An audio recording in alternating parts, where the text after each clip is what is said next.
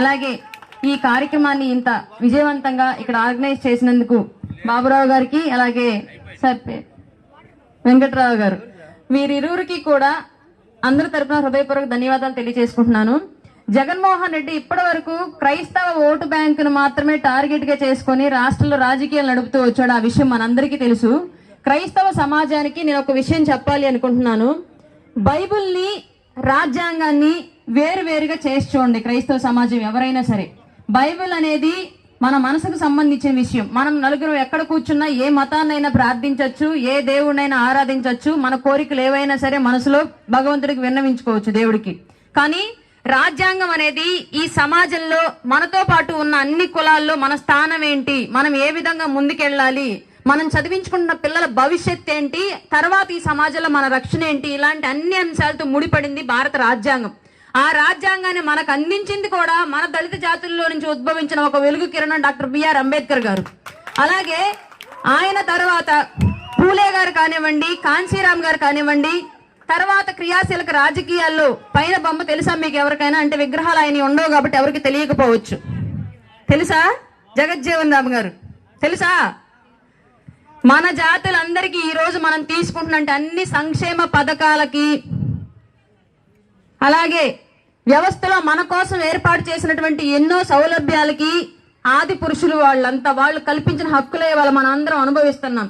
కానీ కాలగమనంలో రాజకీయాలు మారిన తర్వాత, రాజకీయాల్లో కూడా ఆధిపత్య ధోరణి వచ్చిన తర్వాత దళిత బహుజన జాతుల నుంచి చెప్పుకోదగ్గ నాయకులు ఎవరు నిలవలేకపోయారు. పుట్టుండొచ్చేమో కానీ ఈ రాజకీయాలు నిలవలేకపోయారు. దానికి కారణం సమాజంలో మనలో ఏర్పడ్డటువంటి స్వార్థం, మనలో ఏర్పడ్డటువంటి రాజకీయం అంటే ఎలా చూడాలి, ఓటు అంటే ఎలా వేయాలి, ఎలక్షన్ అంటే దేని గురించి మనం ఆలోచించాలనే విషయాలను పక్కకు పెట్టేసి మన కులం, మన ప్రాంతం, మన బంధువులు, మన చుట్టరకు మన ఆలోచన ధోరణి మనలో వచ్చిన దగ్గర నుంచి నిజాయితీ పరులైన నాయకులు, వ్యవస్థ కోసం నిలబడే నాయకులంతా కనుమరుగైపోయారు. అందులో భాగంగానే నాకు తెలిసి, నా ఊహ తెలిసాక, నాకు ఇప్పుడు 33 ఏళ్ళు, నాకు ఊహ తెలిసాక ఫస్ట్ రాజకీయాల్లో తెలిసిన విషయం మాగుంట సుబ్బరామరెడ్డి గారి మరణం. ఆ తర్వాత రాజకీయాల్లో నాకు ఒంగోలు శాసనసభ్యులు ఎవరు అంటే మన ప్రస్తుత శాసనసభ్యులు బాలినేని శ్రీనివాసరెడ్డి గారే తెలిసి, ఇంకెవరు తెలియదు. మధ్యలో ఒక 5 ఏళ్లు ముక్తులపాడు నుంచి, త్రాగుడి నుంచి ఒంగోలు రావాలి అంటే ఆ దారి పొడుగుత డంపింగ్ యార్డ్ ఉండి పొగ ముక్కులిట్ట మూసుకొని వచ్చేవాళ్ళం మేము. ఆ ముక్కులు మూసుకొని వచ్చే దౌర్భాగ్య దుస్థితి మాకొక్క జనార్దన్ గారు శాసనసభ్యులుగా చేసిన టైంలోనే పోయింది. ఇప్పుడు ప్రశాంతంగా ఆ రోడ్డును అందరూ తిరగలుగుతున్నారు. తర్వాత మా ఊరుకున్న మట్టి రోడ్లు, వీధి పంపులతో కొట్లాట్లు ఆడుకునే మా పరిస్థితి అంతా మారిపోయి ఇంటి పైపులు వచ్చింది, మా ఊరికి సిమెంట్ రోడ్లు వచ్చింది, మా ఊర్లో డ్రైనేజీలు వచ్చింది జనార్దన్ గారి టైంలో. ఆ 5 ఏళ్ల కాలంలో నేను ఒంగోలు పరిసర ప్రాంతాల్లో ఎప్పుడూ చూడనటువంటి అభివృద్ధి నేను చూసా.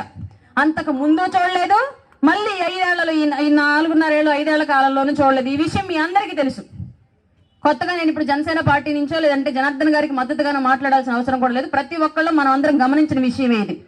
ప్రజలకు సంబంధించిన అంశాలన్నింటినీ పక్కన పెట్టి కేవలం సంక్షేమ పథకాల పేరుతోటి వాటితోనే గెలిచేస్తాం మేము, వాటితోనే మళ్ళీ అధికారం స్థాపిస్తామని చెప్పేసి క్రైస్తవ ముసుగులో బైబిల్ చేతిలో పెట్టుకొని వచ్చి మళ్ళీ మిమ్మల్ని ఓట్లు అడగడానికి వస్తుంది ఒక సైతాన్. గుర్తుపెట్టుకోండి, కలియుగ యేసు ప్రభునని చెప్పేసి